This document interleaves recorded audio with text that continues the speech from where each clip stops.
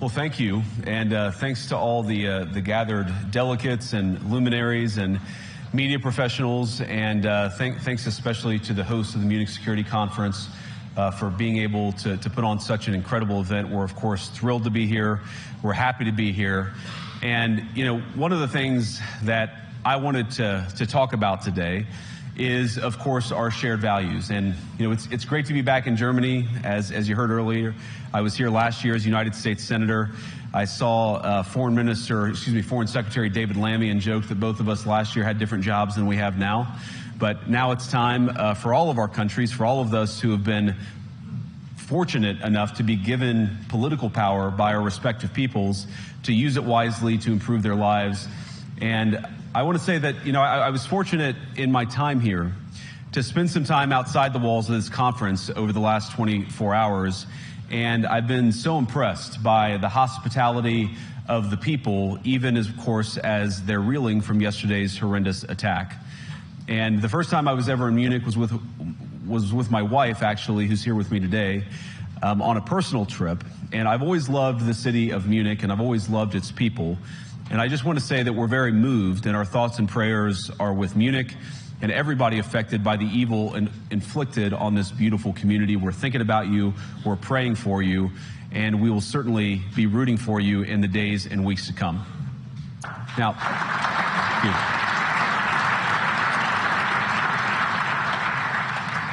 I hope that's not the last bit of applause that I get, but we gather at this conference, of course, to discuss security, and normally we mean threats to our external security. I see many great military leaders gathered here today.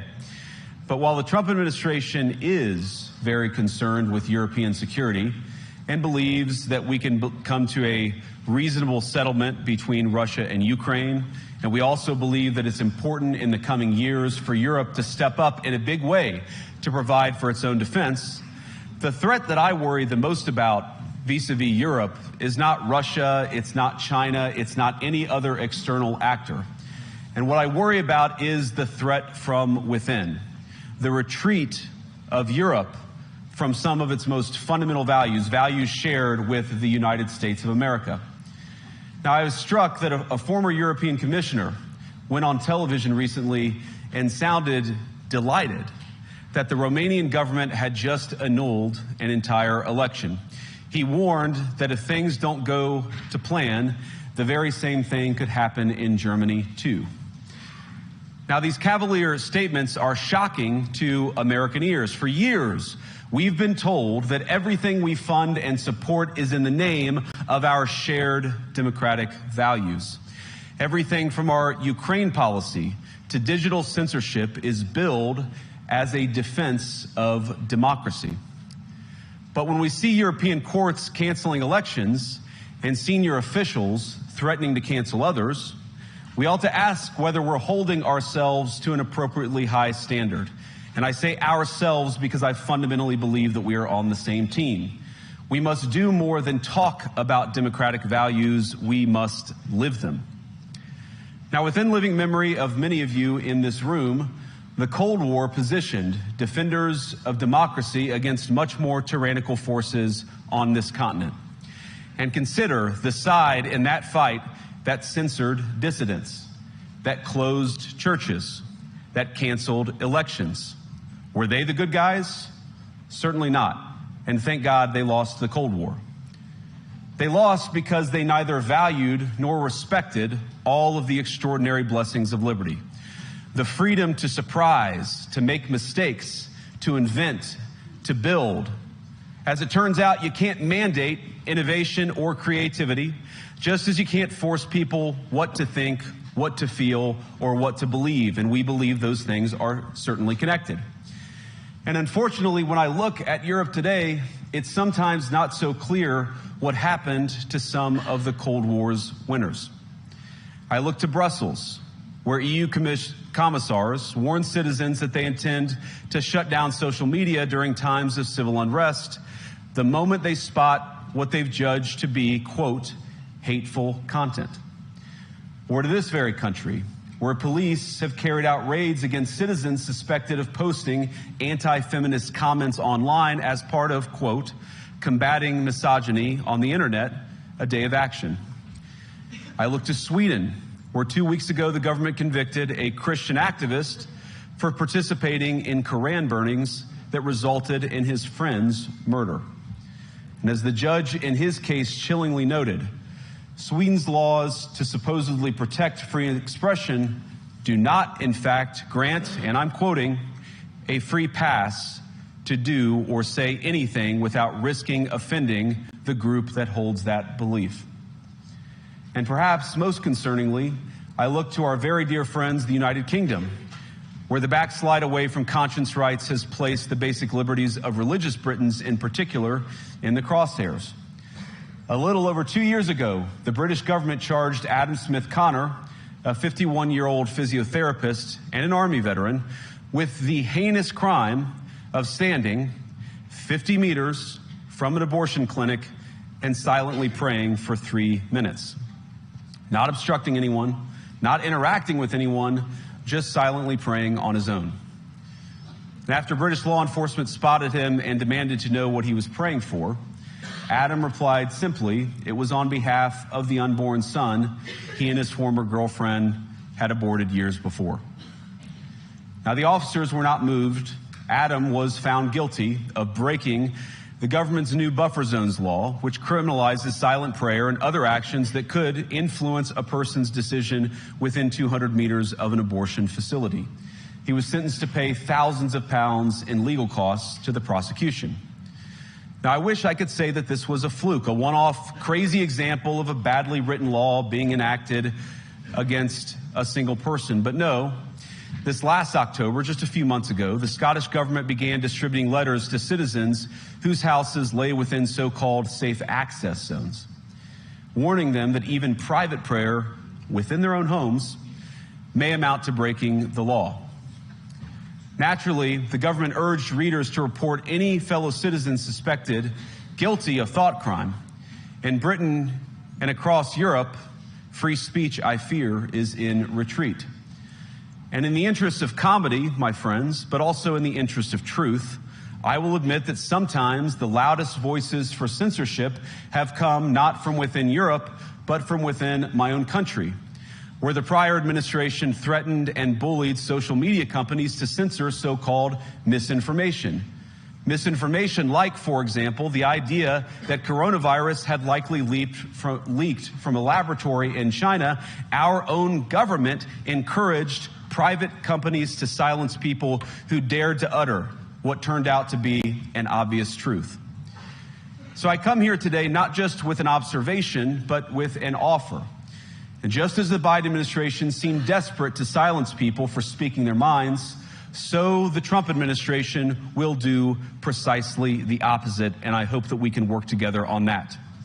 In Washington, there is a new sheriff in town, and under Donald Trump's leadership, we may disagree with your views, but we will fight to defend your right to offer it in the public square, agree or disagree.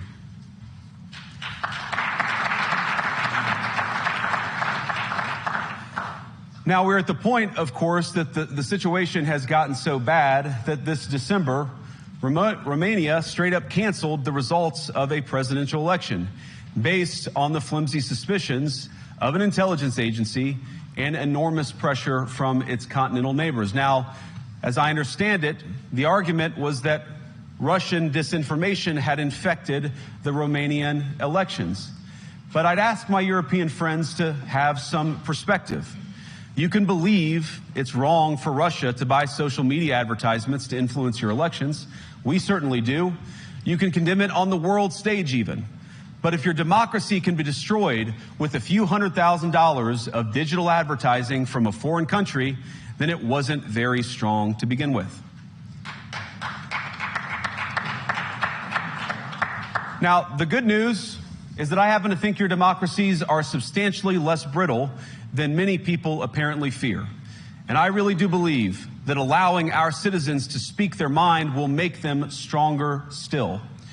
Which, of course, brings us back to Munich, where the organizers of this very conference have banned lawmakers representing populist parties on both the left and the right from participating in these conversations.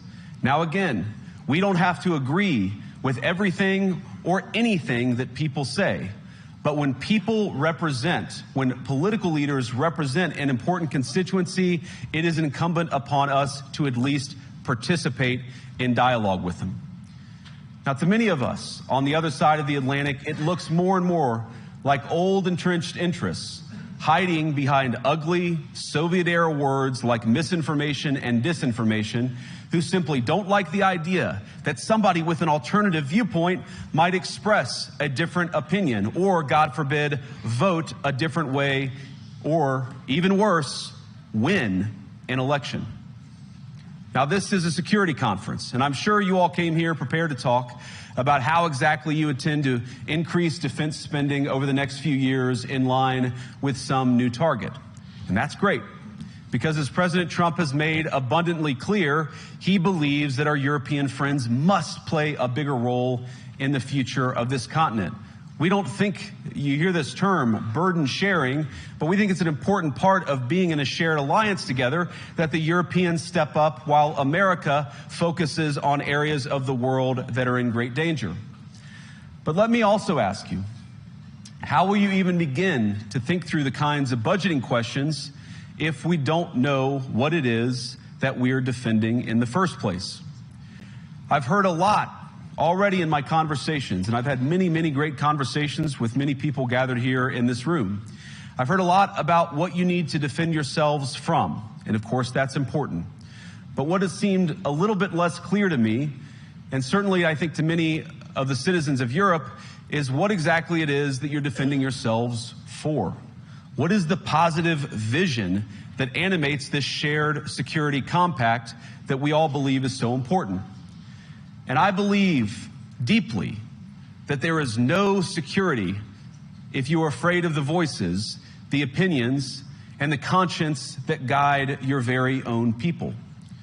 Europe faces many challenges, but the crisis this continent faces right now, the crisis I believe we all face together, is one of our own making. If you're running in fear of your own voters, there is nothing America can do for you. Nor, for that matter, is there anything that you can do for the American people who elected me and elected President Trump. You need democratic mandates to accomplish anything of value in the coming years. Have we learned nothing that thin mandates produce unstable results? But there is so much of value that can be accomplished with the kind of democratic mandate that I think will come from being more responsive to the voices of your citizens. If you're going to enjoy competitive economies, if you're going to enjoy affordable energy and secure supply chains, then you need mandates to govern, because you have to make difficult choices to enjoy all of these things. And of course, we know that very well in America. You cannot win a democratic mandate by censoring your opponents or putting them in jail, whether that's the leader of the opposition, a humble Christian praying in her own home, or a journalist trying to report the news. Nor can you win one by disregarding your basic electorate on questions like who gets to be a part of our shared society. And of all the pressing challenges that the nations represented here face, I believe there is nothing more urgent than mass migration. Today, almost 1 in 5 people living in this country moved here from abroad. That is, of course, an all-time high. It's a similar number, by the way, in the United States, also an all-time high. The number of immigrants who entered the EU from non-EU countries doubled between 2021 and 2022 alone, and of course it's gotten much higher since. And we know the situation, it didn't materialize in a vacuum. It's the result of a series of conscious decisions made by politicians all over the continent and others across the world over the span of a decade. We saw the horrors wrought by these decisions yesterday in this very city. And of course, I can't bring it up again without thinking about the terrible victims who had a beautiful winter day in Munich ruined. Our thoughts and prayers are with them and will remain with them. But why did this happen in the first place? It's a terrible story, but it's one we've heard way too many times in Europe and unfortunately too many times in the United States as well. An asylum seeker, often a young man in his mid-20s, already known to police, rams a car into a crowd and shatters a community.